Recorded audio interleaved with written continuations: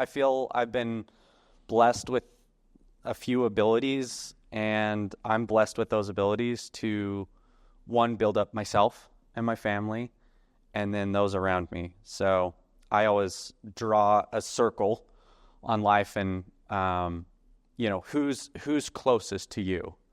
So I've learned over time that, and it may be a little self-centered, that I'm number one in my life.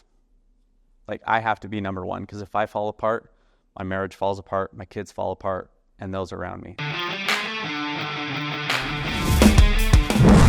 Startups with Stu is a podcast for anyone living or wanting to live the startup life, either as a founder or a team member. Your host, Stuart Draper, was a 9-time Inc. 5000 honoree before age 40. This show dives deep into the exhilarating world of entrepreneurship with guests that are seeking advice from Stu for their startup or business owners that want to share their entrepreneurial journey. Listeners always walk away with actionable ideas of what to do to take their startup to the moon. Startup life can feel like a roller coaster ride. And with Startups with Stu, you're likely to turn your roller coaster ride into a rocket ship ride. Get ready to uncover the secrets to startup success from visionary founders and savvy investors who've transformed groundbreaking ideas into thriving ventures. This episode is brought to you today by PodUp. PodUp.com is the leading all-in-one AI-powered podcasting software. If you've ever considered having a podcast, want to get started, go to podup.com and check it out. I produce my podcast, use a variety of tools and producers that help me get everything done that I'm doing. Podallies.com is the agency I choose. If you're interested in having a podcast, you don't want to do it yourself through podup.com, I highly recommend that you go check out podallies.com and schedule a strategy call with one of their production specialists. They will be able to help you and think through everything you need to before you get started on your journey as a podcaster. Welcome to another episode of Startups with Stu, your podcast where we take startups to the moon. Today we have with us someone who's done that over and over again. We're up here in beautiful Island Park, Idaho at another Startups with Stu retreat. John Rampton, thanks for being with us today. Thanks for having me here. So John, you write for Entrepreneur. You just write all the time. I see your posts on everywhere I go online. I find your stuff. Entrepreneur, Forbes, Huffington Post. You've written for a lot of others as well. I think Inc. as well at a time. Inc., Mashable, TechCrunch. You've been featured all those places. Yeah. Why? What has that done for you? Has that been good for your career? Yeah, it's been very, very good for my career. It started off as I'm a startup guy, so I have a bunch of my own startups and really push my own stuff. But if as a startup, being talked about in places definitely helps boost your business.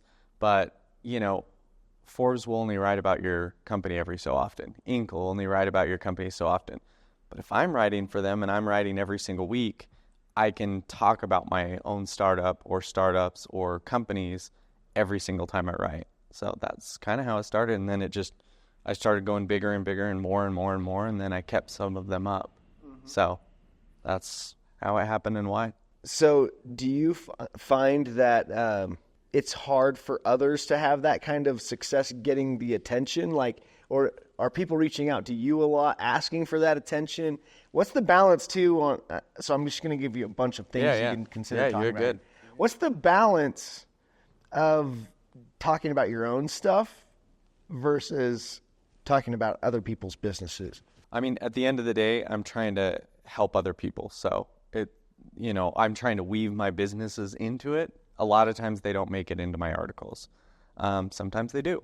But at the end of the day, I really, really want to help people. So I'm writing articles to help explain how to do this or ways to do this or how to expand in this way or how to think better in this way. And I'm weaving my businesses into it and some of the thought processes behind what I do, but I have to provide value or I'm not going to go. Provide value to the end reader. Yeah, to the end reader. So if I'm not doing that, nobody's going to read it, and ultimately I'm going to get no value out of it anyway. So I have to provide value. So value is truly the metric I go after. value. So if a founder that is here listening live today comes to you and says, okay, John, what do I got to do?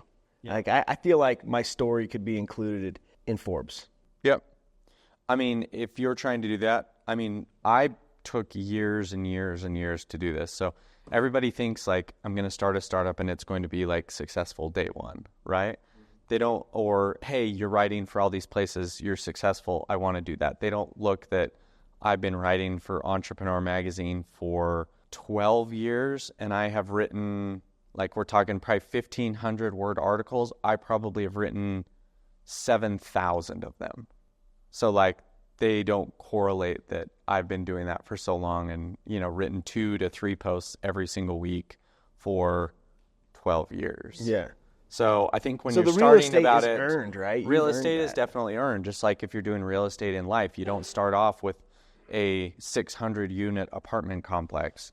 You start off with a single family home that you and your spouse buy, and you fix it up and add value to it, and then you sell that, and you maybe do it again, and then you might buy a duplex or a fourplex. And this is going to take 2 or 3 years. Like it's not going to happen day one. It builds upon itself, and then you sell it and you make a little bit of money, and then you take a risk and you keep going, and you're going to fail, and that's going to set you back. And so with me doing this, it started off and started doing it, and I started getting a little bit of my name. I find, again, that's a numbers game. I'm a big numbers person, right? So anytime you want to talk with me, it's about math. I find that 1 in probably 5,000 readers of my articles will become like a super reader, right? So every 5,000 readers, I get 1 super reader that will come back for every like single John article. Stuff, yeah. But so my average post, say it does like 10, 15,000. I'm getting 3 super readers per article, and now I've written just for Entrepreneur Magazine, say 7,000 articles. I got a lot of super readers that come and read everything I do. And I write for Inc., I write for Forbes, I write for all these different publications. It's just different audiences that I was able to grab a hold of and gain exposure with. So. Okay, and a part of what gave you the credibility to be able to start writing there was having success as an entrepreneur yourself, right? Correct. So I'm excited to talk about the success, but let's talk about the early things in your life that made you go, okay, I'm going to become an entrepreneur. This is going to be the life for me. Yeah, beginning days of my life, I mean, there wasn't a ton of money to go around, and my parents wouldn't pay for the things that I wanted. So I went and did a candy stand, and, I built this candy stand up, and I sold it for, fair amount of money. You sold the candy for a fair amount of money? No, or you candy, sold the and I sold the business. Oh, come on. Actually, how old I had were like you? an employee. Like everyone had a lemonade stand, but no one sold their lemonade stand. Yeah, I sold it for, I think it was like $800. Like it was actually a lot of money. Yeah. Was it mostly for the real estate, the assets? Well, I actually had like a contract. This is really, really going back into the thing. It was across the street from. I'm blanking on the name right now. I'm terrible, but across the street from the elementary school, I went to Lone Peak Elementary School in Sandy, Utah. Across the street was this guy, and I went and knocked on his door. I was like, "Hey, can I leave some stuff in your garage and get it?" And he's like, "No." And I'm like, "Well, what if I like, I'm a kid. You're supposed to say yes." And he was like, "How about I will rent it to you?" And I was like, "Well, how much are you going to do?" And it was like $12 a month or $6 or $8. I don't remember the exact amount, but it was a lot of money at the time. Like that was like, I had to sell a lot of candy bars just to rent this garage. And he actually drafted up a contract for me, and he did a lease agreement for his garage, and he gave me the code and stuff like that. What a cool guy. I want to shake that guy's head. Really, really cool guy. I'm blanking on the name. So he's now in the quorum of the 12 right now. So did not know that at the time. He was just a random dude, but he's in the quorum of the 12. And I'm blanking on his name. So like I will come up with it the second after this. Yeah. But, that taught me in the beginning, like, hey, this is kind of how contracts work. And this is how relationships should work. So it actually taught me as a kid, like, I shouldn't just be given things. I should have to earn them, pay for them, and have responsibilities to pay them for certain periods of time. So that business had that, and I had it, and then I hired a person on the other side so I could get both sides of the elementary school. Now, I found out... Oh, like the older kids had their wing and the younger kids Well, had no, their just wing. like there were two sides. So kids came out this way, the back side of the school, and kids came out the front side of the Product school. placement, yeah. So I was like this, but then I found out employees, right, do not work so well, and they ate the profits, right? So like my employee there, I still made money, but I started realizing from a very, I mean, you're talking, I was probably like 8 to 12 years old over the course of 4 years old, which I did this. I learned that nobody's going to be as good at business as me. And other people are going to, one, eat my profits, literally eat my profits.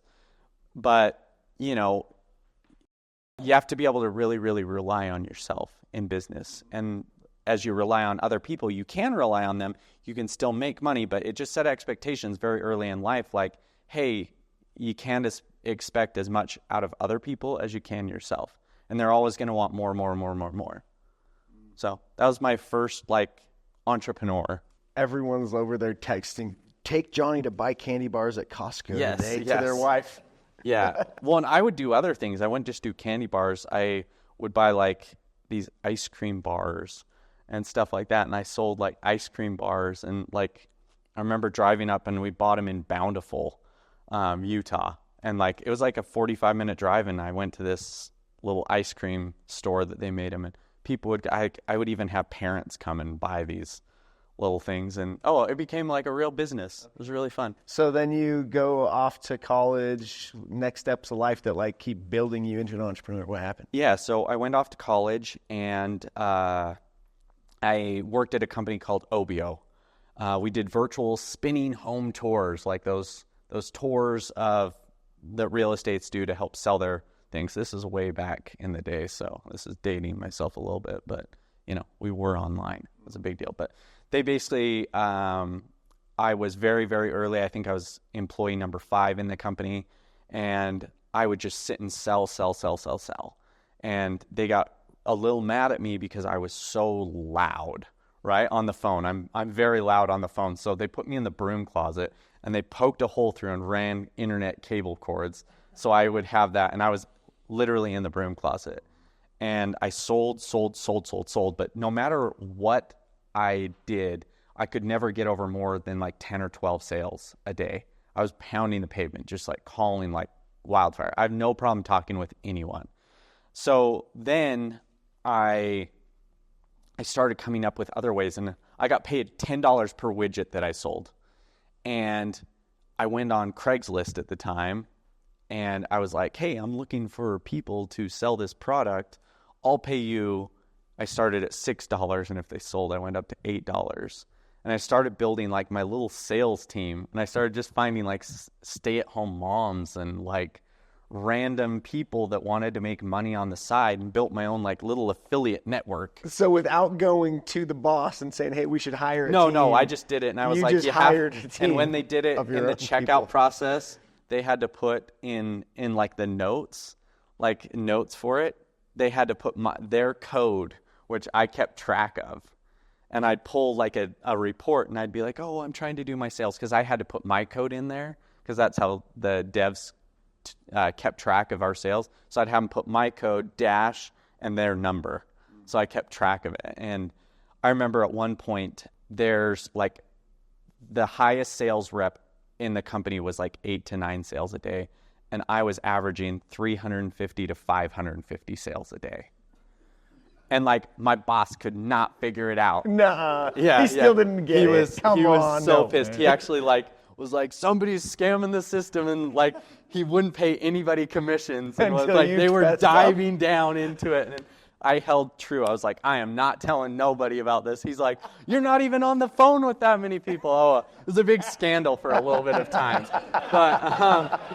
but it was really kind of crazy moment. But you know, that taught me sales, that taught me marketing, that taught me affiliate, that taught me relationships. And you know, it didn't just happen overnight. I mean, I worked there for 3.5 years, and building this part out took me 2.5 years. Natural hustler. Were your parents entrepreneurs? Your grandparents entrepreneurs? Parents were not entrepreneurs. Grandparents were not entrepreneurs. Okay. Yeah. It was just in you. It was kind of in me. I mean, my parents, again, didn't have a whole lot of money. My dad, there's a lot more to that story, but, he was in and out of a job and just, we didn't have money. So if I wanted to buy stuff, even at times, if I wanted like lunch for school, like I had to go pay for it. So I didn't, I wanted, 2 slices at lunch, right? And if I wanted that, I had to pay for it myself. Okay. So Guy Raz, you may be familiar, has the How I Built This podcast. He has an episode with Lewis Howes, and they both just go on and on about missions and how LDS missions are a very natural thing that drive people into entrepreneurship. Yeah. And that they make such great entrepreneurs because they're selling Jesus door to door is how they put it. You can sell God, you can sell anything. So you served a mission? I did. In Venezuela. Venezuela. Did you find that helped you with your entrepreneurial endeavors?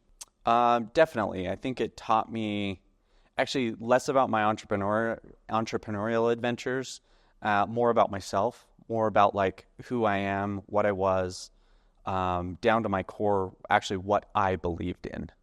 I think I was always raised by, in the Mormon church, I was raised by a mother who was like, you believe what you believe. Like, I love you no matter what, if you believe this way or that way. And then I was raised by a father that everything was black and white. So it's you believe this, and if you don't believe that, you don't believe the church is true, and you don't believe anything. So if, I struggle with any aspect of the church, it's black and white. It's either you don't believe this. And then I was raised by a mother who was like, you believe in God your own way. You believe in tithing this way. You believe in whatever you want to. So On My Mission was the first time when I was actually able to really understand my own beliefs and understand what my version of God was. And I think, like, for everybody out there, like, you've served missions, maybe you have, maybe you haven't, like, find your own definition of what God is and who God is to you. And like, we all have to figure this out at some point. And that's what I really found out was what that was to me. So you're a certain man for yourself, For sure. And that's helped? Oh my word, that's helped me because I was able to understand myself and who I really was and am, and the type of person that I want to be in the future. Like, do I want to be, this? Do I want to be humble and kind? Do I want to be... He gave me the hat, by the way. Cool, be humble and kind hat. That's something I really like living behind. I don't always follow it perfectly, but, I try to. But it taught me, the type of person that I want to be in the future. Do I just want to be like money, money, money? Do I want to be faith, faith, faith? Do I want to be this? Do I want to be, the black and white? Or do I want to be like open to new experiences? So with your first step away, because everything you've talked about so far was your entrepreneurial thing as a kid. Yep. You go to OBO and you're selling the video tours. Yep. And then, like, when did you decide, okay, I'm starting something, I'm going to go do this? While I was at OBO, we actually had this big shakeup where I didn't get paid commission, and it actually really hurt because I couldn't pay a bunch of people, and it was a pretty big deal because at this point I was doing like 300 to 500 sales a day at $10 a sale. So I was making $3,500, but 3,000 of that was going out the door, and I didn't, it was like $100,000 that I was like in debt, and I had like 2 months of this went on for 2 months. So I was like $180,000 in to other people. So now luckily I'd been really, really good and saved up money, and that money came through, but that kind of put me on hey, going back, I can't rely on other people. I got to rely on myself.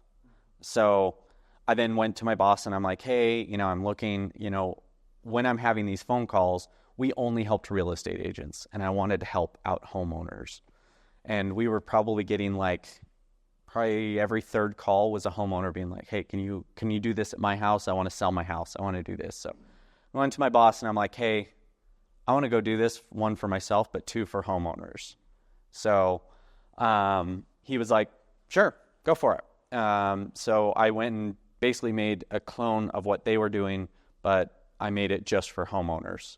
Obviously, they were good with it. They were chill about it. But then I went and started doing exactly what I was doing, but I started doing it for homeowners. And I built a system that helped homeowners sell their home online, get it up on the MLS. As like for sale by owner. For sale by owner. So you were doing the same thing they were doing, but instead of doing it with agents. I was doing it with homeowners. Yep. And it turned out a lot of people liked that. And then if they didn't sell their home within about 30 to 90 days, I just contacted them and said, hey, we've given this the best shot in the world. Let's put you with the best agent in your area. I had a list of the top 3 agents in their area, and I just sold the leads? I'd sold the leads to these things, and I did it all on a percentage basis of sales. So I'd give the leads away for free, and if they sold it, I got a percentage of the house sale. So I did that, and then it became a bidding war out of the companies who would pay the most for the leads. Who would kind of pay the most for the leads, and we ended up selling it to Coldwell Banker. They ended up paying a pretty decent 8 figures for it. So, and that was 9 months after we started it. So we were onto something really, really well. In 9 months, you built a business that went from 0 to 8 million, or to 10 million 10 plus? plus, yeah. Jeez. So we were doing a lot of leads. We were signing about anywhere between 6,000 and 9,000 homes a month with agents. Was that a good one to sell fast? Did it keep having the same level of success? Yeah, it had success. I then worked for them for the next year. I actually called myself the Twittern because basically they were like, we don't want you. The big boys are going to take it now. And I love their company, amazing company, but they just wanted to run it how they wanted to run it. And they're like, we have to figure out something to do because we need you in case it breaks. So they put me in charge of Twitter. So it was like a year of me being able to focus on Twitter for myself, basically. So I built my own. So if anybody looks at me on Twitter, I have like millions of followers on Twitter because I figured out Twitter because I had, 8 to 10 hours a day where I couldn't work on anything else. They were like very adamant that I can't work on anything else. But day 365, I quit. My co-founder of that company still works for them today. Really? So they pay him very handsomely. They were paying me a $500,000 salary, and I was like, this isn't worth it. Like, I want to go work on my own stuff. So I then went from there, and and another. I gotta ask. Yeah. How did that Did you didn't dream that it was going to be worth 8 figures in 9 months when you started it? No. I mean, you knew you were onto something that you had. Potential to go. It had really good potential, and we were starting to see these houses sell, and us getting $5,000, $6,000, $8,000 checks, like a lot, like daily. So I knew it was worth something. I knew it was like really, really worth something. I just at the time I was 24 years old and you're stupid. So you don't really know what you're doing. And I didn't really have any coaches or mentors. And I was this hot shot that think he could do everything by himself. The next thing you touch has to turn to gold as well, right? That's naturally. Because I'd had gold here, gold here, gold here, gold here. It wasn't all gold. I had some family drama growing up. I had, just drama that happened in the house and nightmare situations there. It wasn't all gold. But those hard times that you mentioned, you don't have to go into detail if you don't want, but those hard times that you went through obviously gave you some new drive to just go be better yourself, right? For sure. Yeah, I think, our early years shapes who we are, and the traumas that we have and the joys that we have, because it wasn't just trauma. I did have joy. I did have amazing times in my life. Those shape the person who we can become. And I try and not let those traumas impact the rest of my life and dictate the person that I'm really meant to become. That's cool. So who are you meant to become? What do you feel like you're called to do? Do you feel like it's a calling? For sure. I feel I've been blessed with a few abilities, and I'm blessed with those abilities to, one, build up myself and my family, and then those around me. So I always draw a circle on life, and who's closest to you. So I've learned over time that, and it may be a little self-centered, that I'm number one in my life. Like, I have to be number one, because if I fall apart, my marriage falls apart, my kids fall apart, and those around me. So I have to be number one. Next is my wife. Like most people would put their kids next, I actually put my wife next. Because if me and my wife fall apart and our relationship falls apart, our family dynamic will start falling apart. Next is my kids. Next is my inner circle, which I have my mom, my sister, and 2 of my closest friends. They're in my next outer circle. And then I have a few people that I work with, a few other friends. Then I have other people. I mean, I kind of dictate out like who's most important. We all just jumped 2 circles in, guys. Yeah, for sure. You guys are all 2 circles in.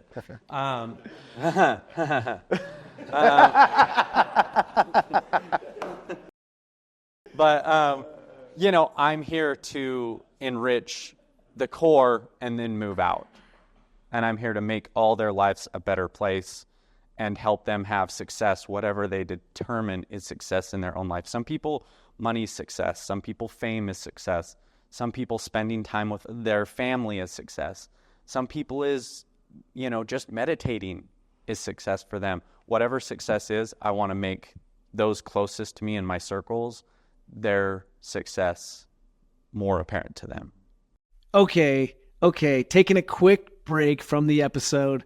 Sorry to interrupt, but I have to take a second and thank the great team at Pod Allies that helps me produce this podcast. Startups with Stu is not an easy undertaking. It takes a lot of work and team power to get this thing done. So the team I use for my podcast, podallies.com, go check them out if you are considering a podcast. If you've thought you have a dream for a show and you want to go make it happen, go to podallies.com and book a strategy call today. I promise you won't regret it. Speaking of the show or shows, let's get back to Startups with Stu in this episode. Forgive my interruption, but if you're interested, go check out podallies.com. So success for you is taking care of number one, taking care of the wife, taking care of the kids, and out from there. Then out taking from there. care. Yeah. Yeah. So the question that from the audience is, how do you help others in your circles have success when what matters to them could be so much different than what matters to you? Or I try and get to know them on a deeper level and get to know what success is really defined for them. For example, Stu, your success 5 years ago might have been Stukent and building that up and writing about you, went to a couple games, you know, got to know you personal level. You know, my, you know, daughter in 3rd grade right now, success for her is getting her black belt in division. So really getting to know the individual people. I have another person who she is trying to become the best meditator in the entire world. So I have 2 or 3 people very, very high up in that industry. So I developed a better relationship and connected them. And now she is becoming like a force in meditation, right? I think it's really getting to know the people behind it and figuring out what success is to them and then trying to build that up in them. And I would add to what you're saying there, John. I've found that as a business leader, the more you can do that for the people that work with you, the more they'll help you build what you want as well. So if you find out that your team cares about these sets of things, what their personal goals are, and then you start aiming them at the things to do to go to achieve that, they will help you more because you're helping them achieve their goals as well. I agree. I will say, like, we've talked a lot about success, but like my life has not always been success. So I thought I was, you know, hot stuff selling this company. You were, you know. You are. I am, right? I was, you know, 23, 24 years old, and I'd sold a company for a ton of money. I had all this, so I thought I was invincible, but I went and met this other guy that I'd kind of been working with on the side and doing random projects with, and we went and bought a company, right? It was my first, like, I'm purchasing a company. And we got in this company, and I plowed every dollar I had into this company, every dollar into it. And it was called Organize. We owned Organize.com and bought it with a really amazing other entrepreneur. And, you know, we kind of went for it. And 3 months into business, like numbers were just like not kind of what they seemed, right? Or what we were expecting them to be. And like our revenue was just like shooting through the roof, but our profits were like, I mean, we were losing. I remember 1 month, I think we lost like 400 grand, and we did like, it was like $8 million in sales that month. Holy cow.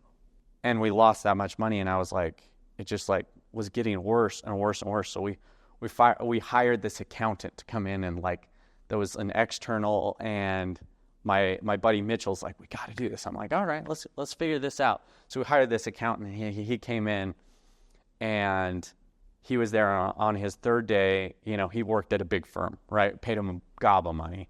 And on his third day, I just go, and he's like, I can't take this anymore. You guys are effed. And he walks out the door and just left, and like didn't send us an invoice, didn't send us anything. And I'm like, bro, this is so unprofessional. I don't even know what you're talking about. But like, so then we hired somebody else in there, and we found out the previous owner had cooked the books and had given us a full set of financials. And then our accountant in our thing brought us the true set of financials, and we're like looking at these, and like they do not match up like at all. And we had more debt on the books.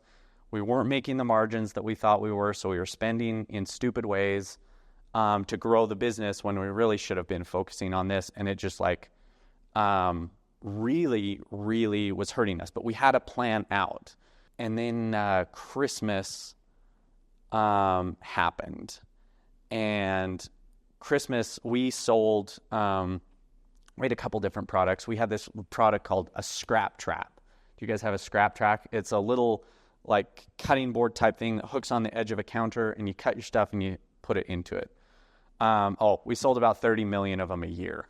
So we were doing $30 million worth of this product every single year. Oh, so wow. I'd beg to say at one point every kitchen in America had it, but it hasn't been sold for a while. So, but Amazon came, and Amazon wanted to buy that product, and we were like, why would we sell this product? And so we were like, no, like, you know, thank you, but no. And then Christmas came, and we sold these, and we were basically selling other people's products on our own platform.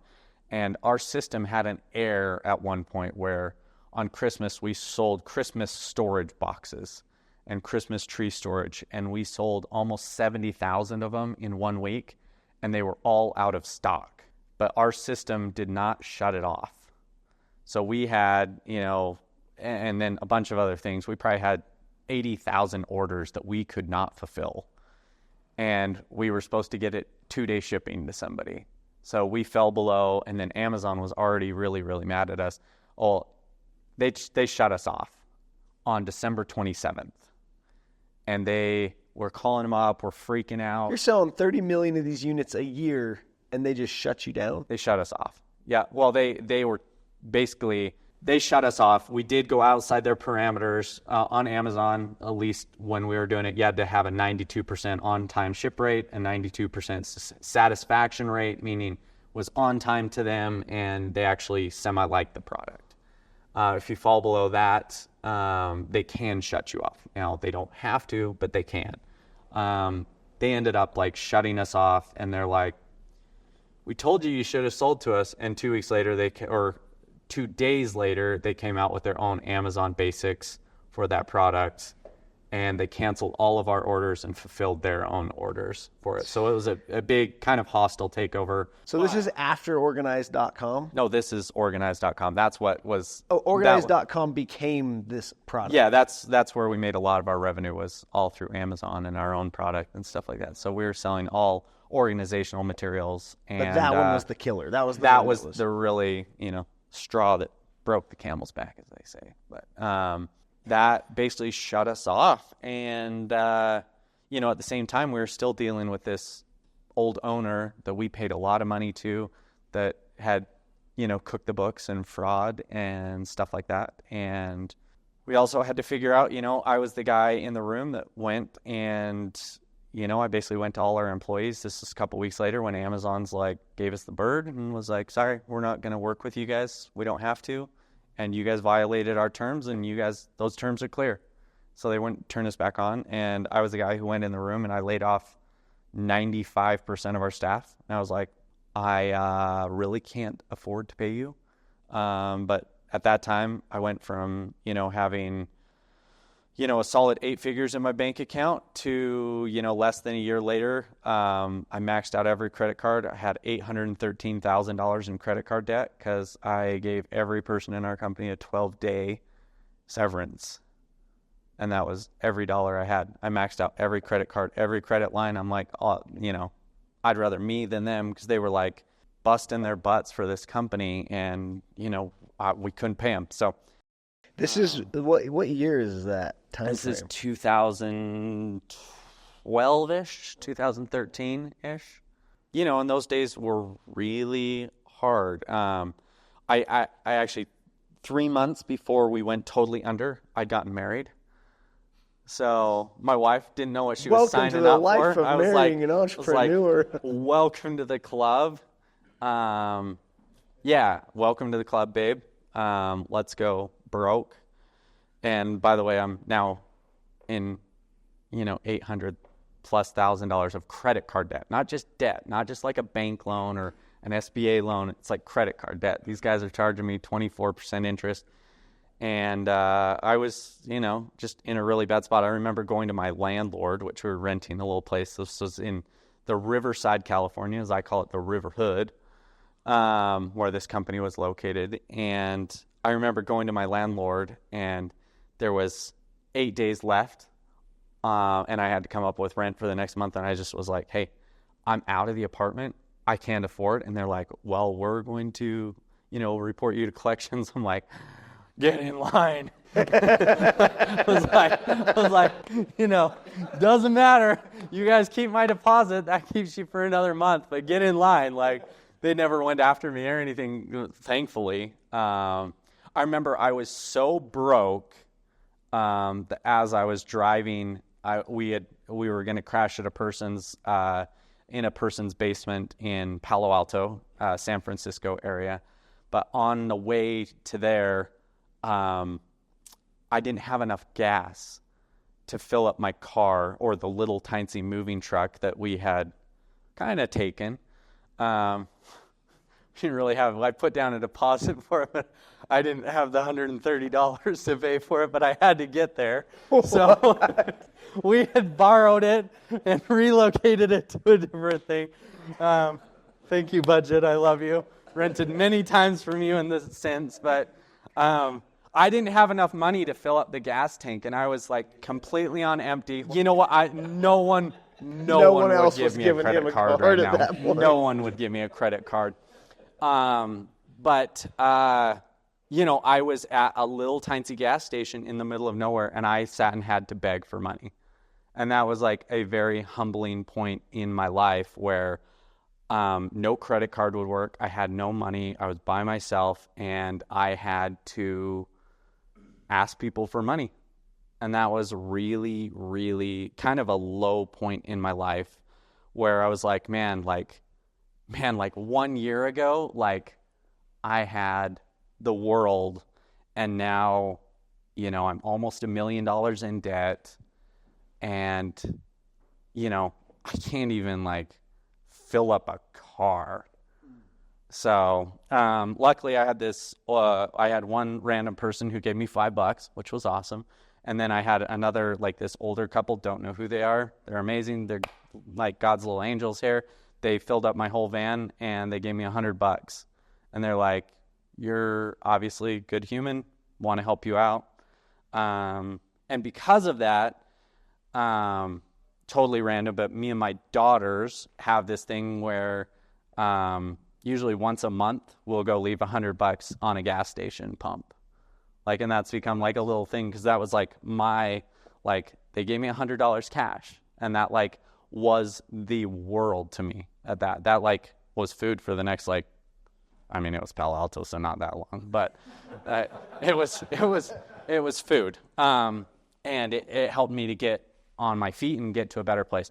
that being said, I will say this. This is totally random and a very good insight. So we had this warehouse full of goods, right? And we had probably maybe like $2 million worth of inventory, like at cost inventory. So we put out signs in front and we're like, going out of business sale, liquidation, 90% off. We had that in front. And we were doing probably like $10,000 in sales every single day. And we only had a week. I had to be out of this thing on the first. I went to our landlord of our thing and I'm like, first of all, I can't pay you. And he's like, but I was like, I will be out of the warehouse by Saturday. Oh, everything will be out except for the shelves because I don't know how to take those down. And you got to figure that out. But you can keep them. It's good. He was like, okay, just be out. So I had to liquidate everything. So we started on Sunday, and I had signs out. And Sunday, Monday, Tuesday, I had these signs out. And we were doing like $10,000 a day, maybe $15,000, maybe $20,000 in one of those days. And we were like, how am I going to get rid of this inventory? Like, I don't know. So then I was calling up all my buddies, and my buddy's like, well, you know, sex sells, so why don't you put 2 gorgeous women outside and see if that helps? So we had the balloons, but my wife and one of her best friends and another one of our very attractive employees was outside flinging a sign around. You know those people that fling signs for like free pizza and that? That day we did $140,000. Your new bride was so proud of you. She was so proud of me. If you should have her say this because she's like, you were such an idiot. But yes, it worked. We started doing, I think it was like over 100. And then our top day, we did almost $400,000 in liquidation sales by just out there swinging a sign. So when you guys see those guys out there swinging the signs, it freaking works. Now, I think it works a lot better with a very attractive woman. But she was not in a bikini. She's classy. But yes, you know, that works like nothing else. And we were able to do that. And then we had a liquidation person, and he came in with a crew and bought everything for half a penny on the dollar on what I bought it for at cost. But we had everything out, and we were out of there. And there you go. So that sucked. That was like the most humbling thing because I thought I was like the man, right? I thought I was like. So now how do you land back on your feet? Because you are the man and you have succeeded since then. And yeah, I think so many people, John, they hear that story and they're like, whoa, entrepreneurship is not for me. Like I'm never getting myself in that place. But for you, you obviously have learned to like be okay with if I get there, like I came into this world naked, I could leave it naked still, even now that you've had so and much. I probably will leave it naked. I think my last words will be like, that didn't work out. Something like that. I think it's going to be something like that. I'm pretty sure. That didn't work out. Yeah, probably. You know me, that's a very likely scenario. We won't go into it, but my license plate is never nude. True story. By the way, side note that I have to bring up, John Rampton in Venezuela was once robbed at gunpoint, and they took everything, including all of his clothing, and left him there naked. Butt naked. Yeah, me and my companion. Him and his mission companion. It was very, very humbling experience. Okay, where were we? Okay, so how did I actually start finding success again? So success actually was something that I had done years before. I was back in Palo Alto and, trying to figure it out. And I got a random phone call from a stranger. And she basically called me up and she's like, hey, so-and-so recommended, she said, you're really, really good at marketing and I want you to help our nonprofit out. I heard you're really good at this. Can we meet? And I'm like, yeah, of course. This was like, I landed there, I think on Saturday, and this was like Monday, like 2 days later. Like seriously, God like has you in mind. So she calls me up and she's like, hey, where are you located? I'm like, well, I'm in the Bay Area. And she's like, me too. And I'm like, well, I'm in Palo Alto. And she's like, I live in Palo Alto. We lived 3 blocks from each other. And she's like, I need help with my nonprofit. And I'm like, how did you find me? How'd you get my number? And she's like, this random person who I was like, who is this? I had to like look through my emails.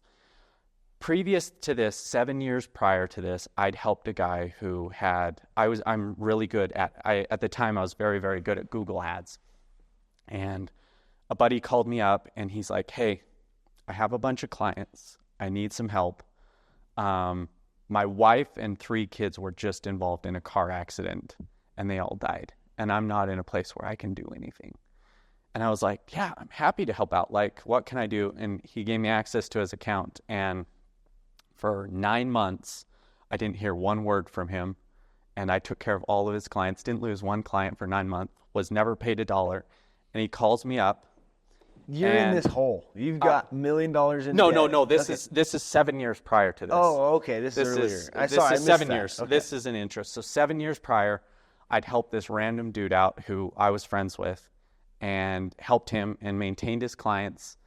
And I did it for 7 months. I mean, it was like, I probably made him $1 million during that time. But he just calls me up and he's like, I don't know how I'll ever repay you or thank you. And he's like, I am just embarrassed that I'm not going to say anything. And he hung up the phone. I've never heard from him actually ever since then. I followed up with him probably 10 times just being like, hey, how are you? Never heard once from him. But he introed this person and gave my phone number to her. And that's what she wanted, was help from that. And she's like, I want to help. I want to help you. Not help you. I was like, she's like, I want help from you. And I have this charity and I have a $6,000 budget, and can you come help me, meet me today, start me today? And she had $6,000, it was really random. She had $6,000 cash right there. And she said, this is your first month, invoice me moving forward. And I have actually done that from then till today. I still help them out. It's called Open to Hope. We're the largest grief and loss site on the internet. We help 7 million people find hope. Find loss. We have our own radio show, our own TV show, and 7 million people come to our website and radio show and TV show. So our podcast does 300,000 downloads a month, which if you're in podcast world, PR? Gotten them tons of good PR. But we help people who have lost a child, lost somebody in their life, lost a mother, lost a father, and that was like my angel and my saving grace was me helping other people who have lost people. And that allowed me to pay my bills, eat, and grow other things. It's like my startup funding.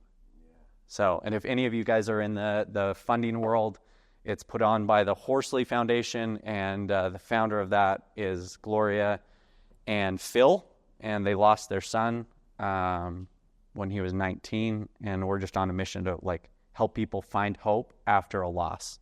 So I have now interviewed probably maybe 10,000 people in front of a camera on how they found hope after they lost someone.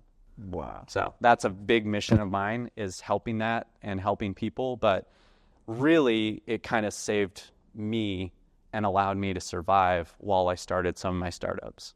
So you being willing to go bail that guy out when he was going through such a hard time, grieving.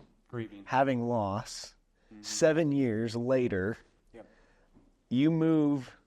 God puts you in Palo Alto, 3 blocks away from this kind lady, and on Monday, after that nasty weekend, she says, "Hey, I'm going to pay you $6,000 cash because it was cash. It was the most random thing ever. And it's to help people, and you're going to run ads for people that are grieving. Correct.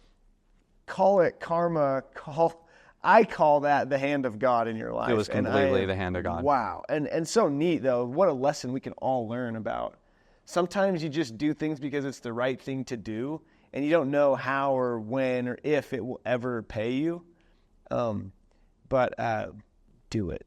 Don't hesitate. Just do it.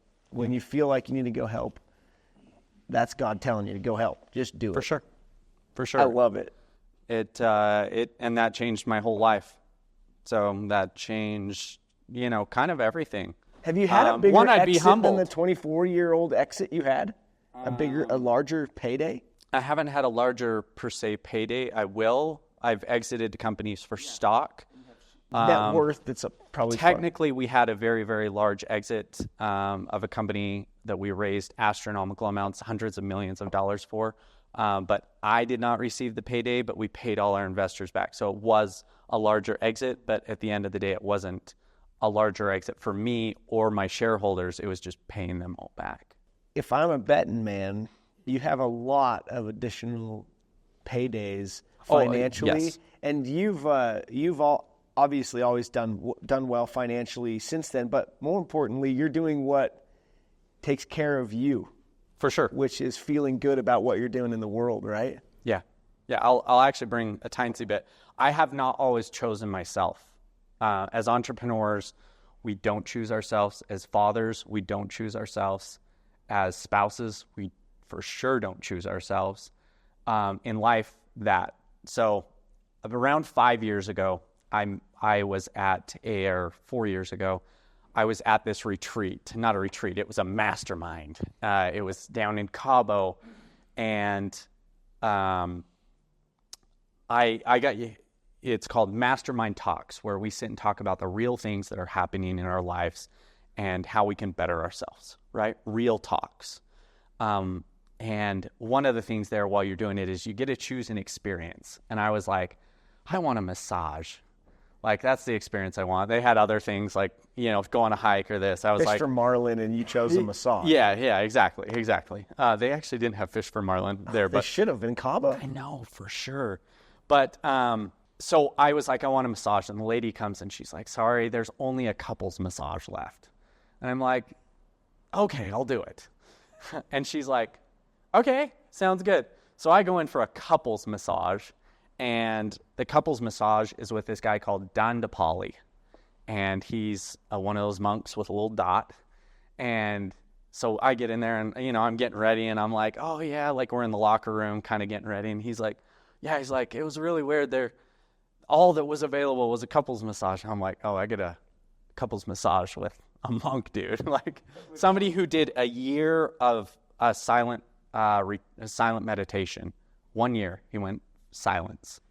One of these guys. So he comes to me before it, and he said, we're talking during the entire massage, but he comes to me and he's like, hey, I want you. He's like, what do you want in life?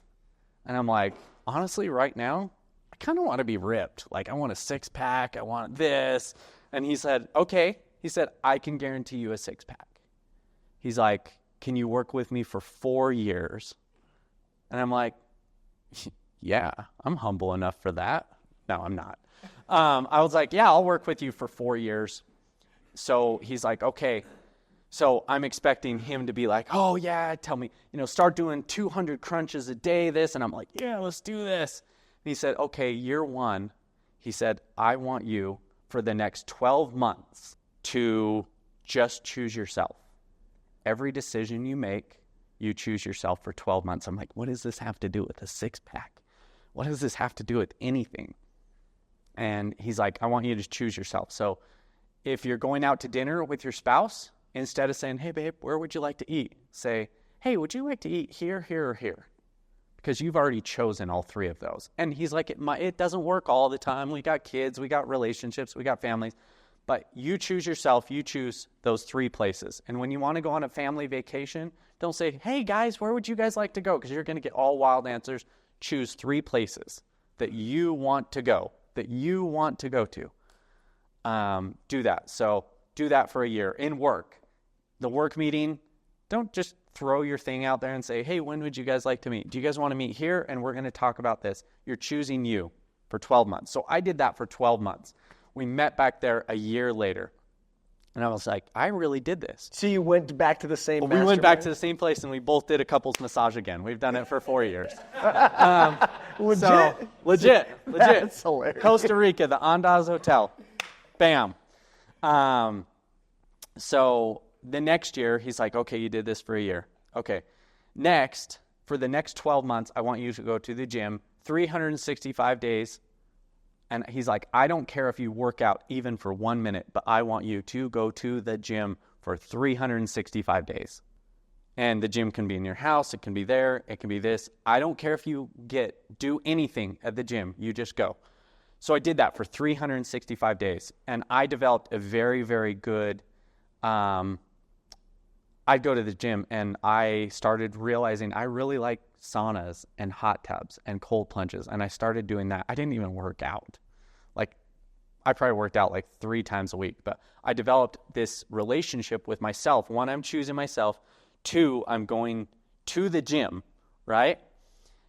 I did that for 365 days. The next year, he said, okay, now I want you to go to the gym and give me 15 minutes of really hard gym activity. And he's like, then do what you like doing. And I'm like, okay, I did this. So I started working out like 15 minutes a day. And then I do sauna, I do hot tub, I do what I wanted to do. And I developed the healthiest relationship with actually working out and going to the gym. And one other thing is he said, I don't want you eating anything past 7 o'clock. He said, eat whatever you want during the day, but nothing past 7 o'clock. And that year, I lost 62 pounds in 1 year just doing that. Working out as hard as I can for 15 minutes, doing what I like, and not eating past 7. And everybody thinks like, I started like doing the math. I'm a numbers guy. After 7 o'clock, we normally just eat crap, right? Eat garbage. Like it's cookies, it's ice cream, it's this. And I figure 100 calories every single night. We all know it's way more than that. But let's figure 100 calories. Every month, that's a pound. After 12 months, that's 12 pounds. After 5 years of just eating 100 calories, after 5 years, you're 60 pounds overweight. Just from that 100 calories. So just by cutting that out after 7 o'clock, I've been able to do that. But I've been down now 65, almost 70 pounds since then. I've developed this, and we're working now. He's like, all right, now we're going fierce, and we're doing this. And I'm like, all right, it's a little intense, bro. Let's extend this to 7 years. And he's like, we're doing this. How much did you really want those abs, You know what? It wasn't about the abs. It was about mentally me and wanting to be a better person, a better father.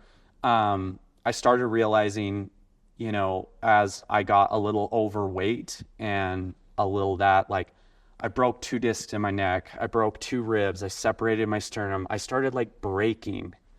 And I just got to a point where I was like, enough is enough. I really got to start taking care of myself because I want to be able to be there for my kids. I want to be able to be there for my circles.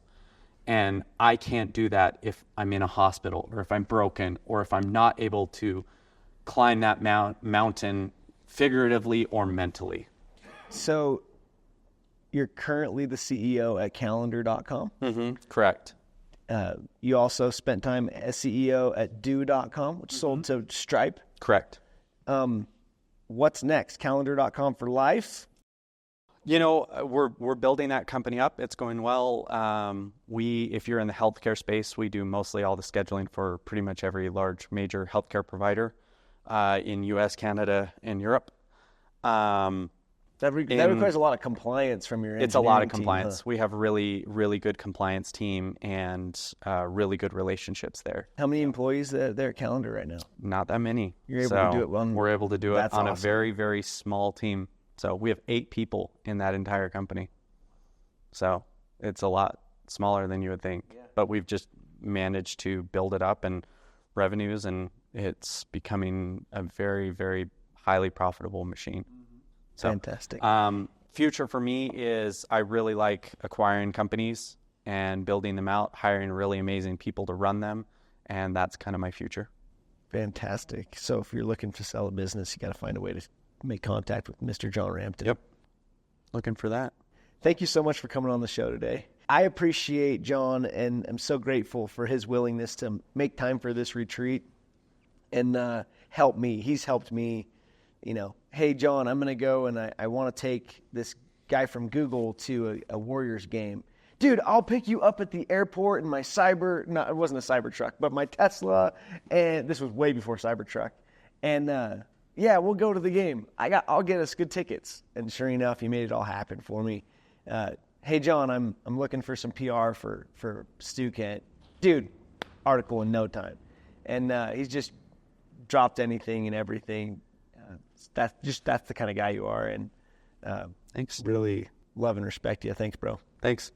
Appreciate it. Hey, founders, entrepreneurs, investors, and other listeners of Startups with Stu. Thank you for listening to this episode today. As I mentioned at the beginning, as I mentioned in the middle, I want to take a second again at the end and say, if you haven't yet and you're considering a podcast, go check out podallies.com. They sure help me a lot with the show.